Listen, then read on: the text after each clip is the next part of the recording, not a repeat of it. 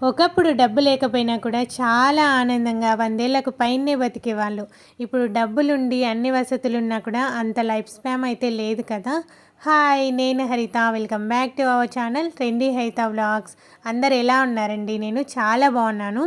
ఏంటి అంటే ఇంక ఇది ఫ్రైడే వ్లాగ్ అనమాట. వామ్మో! ఏంటో ఈ ఎండలు చాలా ఎక్కువగా ఉన్నాయి కదా!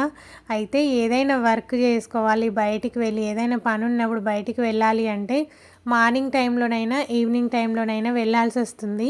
ఇంకా అప్పుడే కదా కాస్త చల్లగా ఉంటది, ఎక్కువగా ఎండ లేకుండా. ఇవాళ టిఫిన్‌కైతే ఎగ్ కర్రీ విత్ రోటీ అయితే ప్రిపేర్ చేస్తున్నా. ఇవాళ మార్నింగే రోటీ అయితే ప్రిపేర్ చేస్తున్నాననమాట. అయితే ఏంటి అంటే ఇది ఎగ్ కర్రీ కాస్త డిఫరెంట్‌గా ఉంటది. నేను చాలా కర్రీస్ అయితే ప్రిపేర్ చేస్తాను కానీ ఇదైతే పచ్చి కారం వేసి చేస్తాననమాట. పచ్చిమిరపకాయలు ఉంటాయి కదా! ఆ కారం అయితే వేసి చేస్తాను. చాలా బావుంటది. మేము కొన్ని ఇయర్స్ పాటు నంద్యాలలోనే ఉండేవాళ్ళం. అయితే అప్పుడు ఒక స్ట్రీట్‌లో ఉండేదనమాట egg point. Only egg curries, chapatis మాత్రమే అమ్మేవాళ్ళనమాట వాళ్ళు. ఒకసారి ఏంటంటే ఊరు నుంచి వచ్చేసరికి చాలా లేట్ అయిపోయింది. అందుకని చెప్పేసి వాళ్ళ దగ్గర అయితే పార్సిల్ అయితే తెచ్చుకున్నాము. ఇంకా అప్పుడు చాలా బాగా నచ్చిందనమాట. ఇంకా ఆ టేస్ట్ రావడానికి 2, 3 సార్లు అయితే ట్రై చేశాను. ఇంకా నాలుగోసారి అయితే చాలా బాగా కుదిరిండే. ఇంకా అప్పటినుంచి ఇలానే ప్రిపేర్ చేస్తున్నాను. చాలా బాగుంటుందండి కర్రీ అయితే. ఈసారి ఎవరికైనా కావాలి అంటే నాకు కింద కామెంట్ చేయండి. ఈసారి చేసేటప్పుడు నేను ఖచ్చితంగా చూపిస్తాను. తినని పిల్లలు ఉంటారు కదా! లొట్టలేసుకుంటూ తింటారనమాట. అంత టేస్టీగా ఉంటది. కమ్మగా కూడా ఉంటది. ఈ మధ్య యుద్ధం కారణంగా చాలా ఎక్కువగా అయిపోయాయి గ్యాస్ కష్టాలు. ఎందుకంటే ఎంత డిపెండ్ అయిపోయామంటే గ్యాస్ మీద, ఇంకా మనకు అది లేకపోతే జరగదు అనేంత డిపెండ్ అయిపోయాము. మార్నింగ్ టిఫిన్ చేసి తిన్న తర్వాత కాస్త వేరే పని చూసుకున్న వెంటనే లంచ్ అనేది వినిపిస్తదనమాట. ఇంకా అప్పుడు లంచ్‌కి అయితే ప్రిపేర్ చేస్తున్నాను. ఇవాళ ఏంటంటే పచ్చిమిరపకాయల చట్నీ, రసం అయితే ప్రిపేర్ చేస్తున్నాను. ఆల్రెడీ పెరుగు బోలెడంత ఉంది అని చెప్పేసి ఈ 2 అయితే చేస్తున్నాననమాట. ఇంకా డైలీ ఎండాకాలము పప్పు అలా తినలేమండి. ఏదో కర్రీనా, ఫ్రై కూడా తినలేమనమాట. అందుకని చెప్పేసి రసము, తర్వాత సాంబారు ఇవైతే చాలా బావుంటాయి కదా! ఇంకా రసం అయితే చాలా బాగుంటుంది. నేను వీక్‌లో ఒక్కసారైనా కూడా రసం అయితే ప్రిపేర్ చేస్తాను. పక్కనైతే కుక్కర్‌లో రైస్ పెట్టాననమాట. అంటే స్టెయిన్‌లెస్ స్టీల్ కుక్కర్ ఉంటది కదా! అది. అల్యూమినియం ఏమో హెల్త్‌కి మంచిది కాదంటారు కానీ, ఇంకా ఈ స్టెయిన్‌లెస్ స్టీల్ కుక్కర్‌లో చేసామనుకోండి, కాస్త మెత్తగా ఉంటది. కొంచెం నీళ్ళు తక్కువ పోసామనుకోండి మాడిపోతదనమాట కింద. అందుకని చెప్పేసి నేను ఇంకా బియ్యం కడిగిన వెంటనే పెడతాను. ఇంకా కొంచెం మేలే అంటే మామూలుగా ఎలా ఉడకాలో అలానే ఉడుకుతదనమాట. 1కి 2 అయితే పోసి పెడతాను నేను. ఎక్కువసేపు నానబెట్టాననమాట. నానబెట్టామనుకోండి పైనంతా కూడా మెత్తగా అయిపోయి ఇంకా కింద అడుగు పట్టేస్తది. అందుకని చెప్పేసి ఇంకా దీంట్లో అయితే నేను చేసేటప్పుడు రైస్ కడిగిన వెంటనే పెట్టేస్తాను. ఇంకా ఎప్పుడైనా చట్నీ చేసినప్పుడు కూడా నేను ఇలానే రోలు ఉంది నాకి.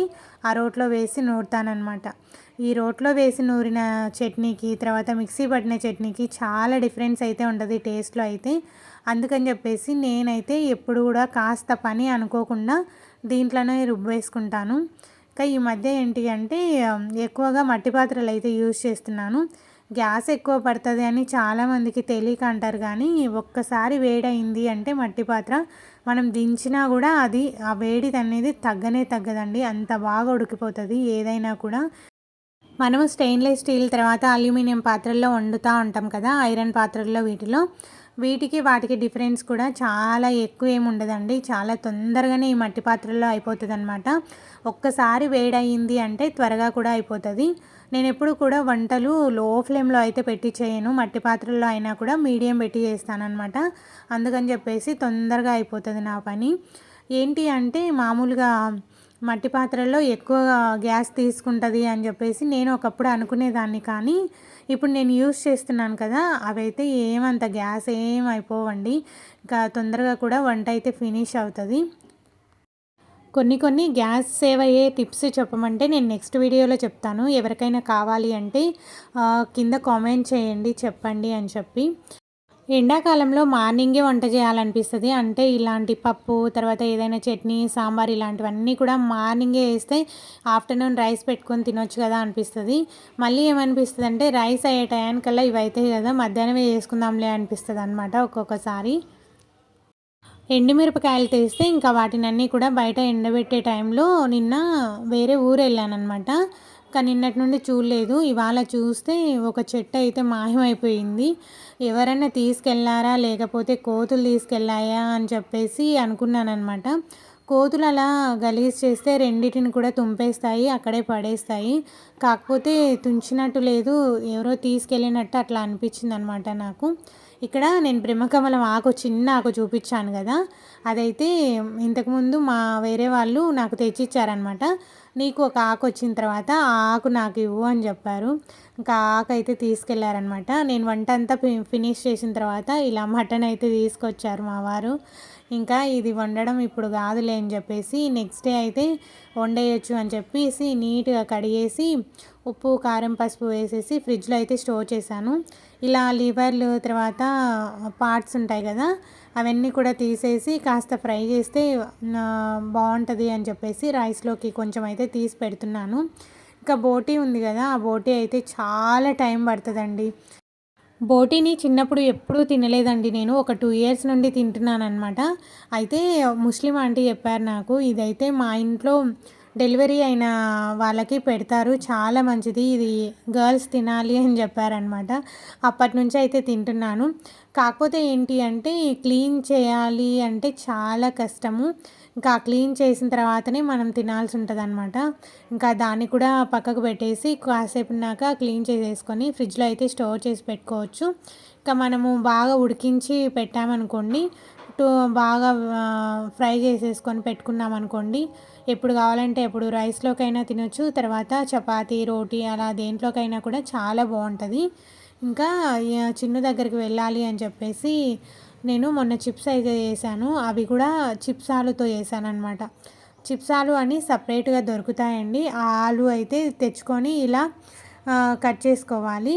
ఎప్పుడైనా కూడా కట్టర్ తెచ్చుకున్నాం అనుకోండి, అడ్జస్టబుల్ కట్టరే తెచ్చుకోండి. అదైతే మనం ఎంత కావాలి థిక్నెస్ అనేది అలా తీసుకొని చూసుకోవచ్చు అనమాట. నీట్గా కడిగేసి ఒకసారి ఫ్యాన్ గాలికి అయితే ఆరబెట్టేసాను. నార్మల్గా అయితే నేను ఆయిల్లోనే చిప్స్ని అయితే కట్ చేసి వేస్తాను. అంటే వెంటనే నార్మల్గా చిప్స్ చేసే వాళ్ళు వేస్తారు కదా, అలా చేసేదాన్ని. కాకపోతే బోలెడన్ని ఉన్నాయిలే, ఇబ్బంది అవుతుంది అని చెప్పేసి అలా అయితే చేయలేదు.